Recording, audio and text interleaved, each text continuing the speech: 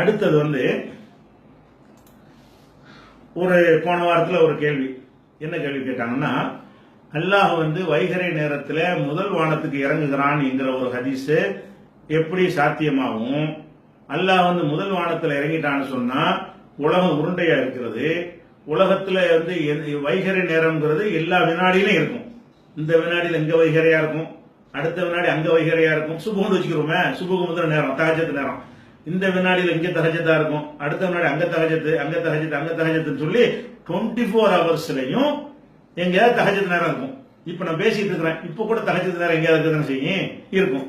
அப்ப அல்லாஹ் முதல் வானத்துக்கு இறங்குறான்னு சொன்னா இங்கேதான் இருந்துகிட்டு இருக்க வேண்டி வரும். அந்த அர்த்தம் வர்றதுனால அவன் கருணை பார்வை பார்க்கறான்னு நம்ம சொல்லணும் அப்படின்னு விளக்கம் சொல்றோம்.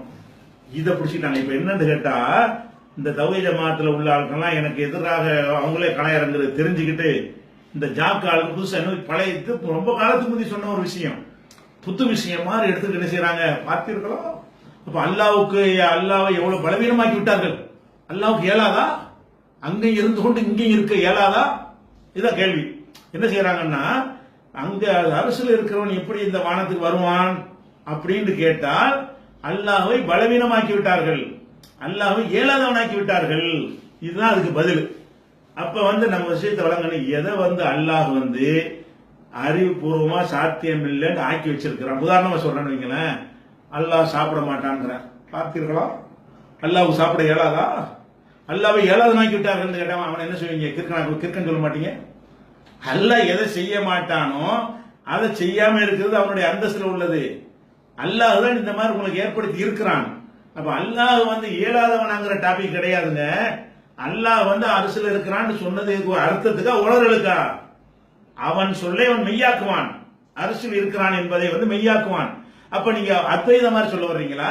அதாவது தூணுலை இருப்பாரு, துரும்புலை இருப்பாரு, அதை ஒழிக்க வந்ததானே இஸ்லாம. இப்னு அரபியா இருந்தா நீங்க இதை சொல்லலாம். இப்னு அரபியா என்ன செய்வாரு? அங்கேயும் தான் இருக்கான், இங்கேயும் தான் இருக்கான், என்கிட்ட தான் இருக்கான், உன்கிட்ட தான் இருக்கிறான் அப்படின்னு சொன்னால்தான் அது சரியா வரும்.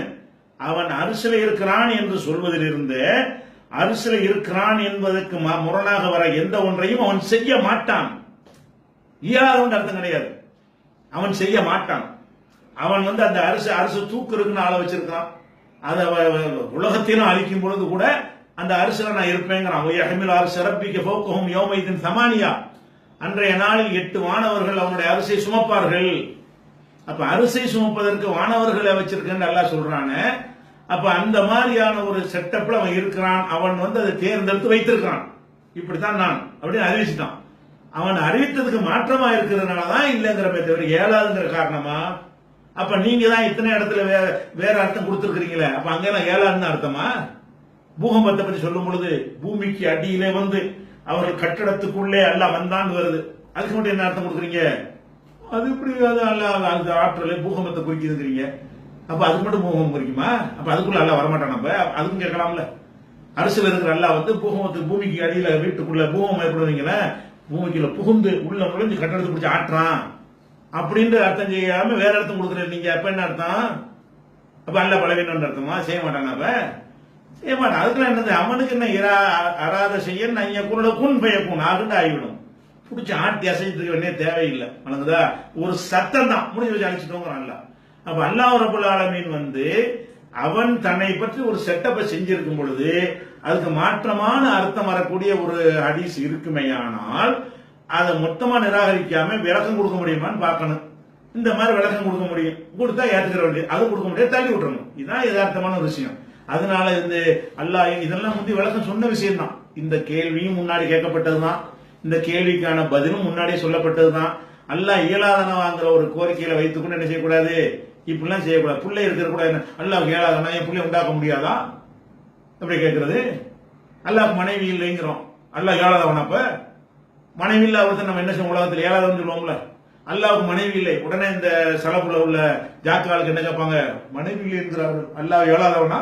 அவனுக்கு இயலாதா? அட இல்லன்னா இல்ல, அவ்வளவுதான். ஏழாவது எதுக்கத்தான் ஏழாதுங்கிற.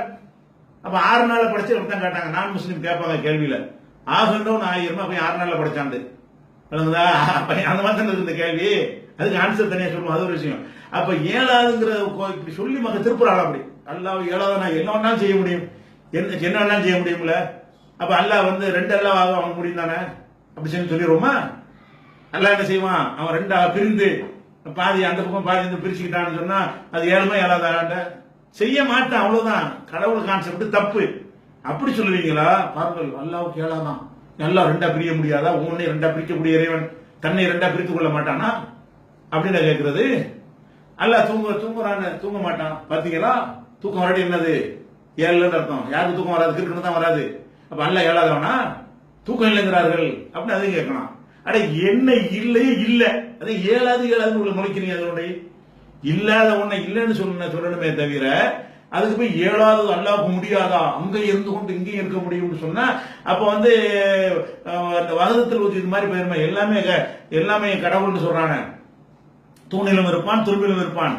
அதெல்லாம் தப்புன்னு சொல்லக்கூடிய சித்தாந்தத்துல வந்து என்ன செய்யறீங்க? இப்ப அவன் இங்கேயும் இருப்பான், அங்கேயும் இருப்பான், இங்கேயும் இருப்பான். என்ன செய்வாரு? பூமி கல்ல அங்கேயும் தான் இருப்பான், இந்த அங்கேயும் தான் இருப்பான். ஏழாவது அல்லாஹ்வுக்கு அப்படின்னா அந்த கல்லை கூட கும்பிட்டு போயிடலாம். ஏன் கல்லுக்குள்ள அல்லாஹ் இருக்க முடியாதா? கல்லை கும்பிடுறான்ல, ஏன்டா அல்லாஹ்வுக்குள்ள இருக்க முடியாதா? அதையும் அங்க வந்து இருக்கிறாங்க. அல்லாஹ் அங்க இருப்போம், கடவுள் அங்க இருக்கான்னு நினைக்கிறான். எல்லாரும் என்ன நினைக்கிறான்னு கேட்டா அந்த சிலைக்குள்ள கடவுள் இருக்கான்னு நினைச்சிட்டு வரான். அவன் தானே செஞ்சான் அந்த சிலைய. உள்ளுக்கு கடவுள் வந்துட்டாருங்கிறான்ல.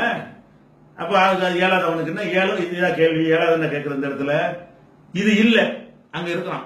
அப்படி சொல்ற ஒரு விஷயத்த வந்து பெரிய பயங்கரமான தத்துவத்தை போல என்ன செய்யறாங்க? அதை வந்து தச திருப்புற காட்சியை பார்க்கிறோம்.